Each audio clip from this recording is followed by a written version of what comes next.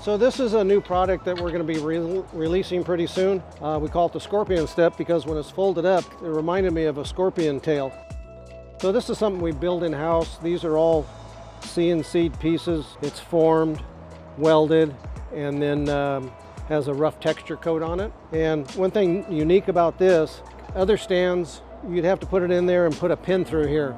So they're still wobbly like this. This thing here has a wedge lock design that we've created. So when you slide it into your receiver,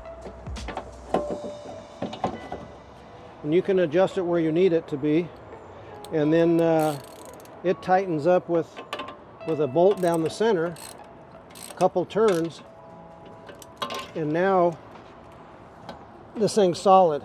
So when you step on it, you feel very secure. Yeah, it just gives you that extra 6 inches of step getting into the van, as opposed to stepping this high like that. And then when you're not using it, there's a stainless steel pin. You just release it and it swings up and locks into place out of the way.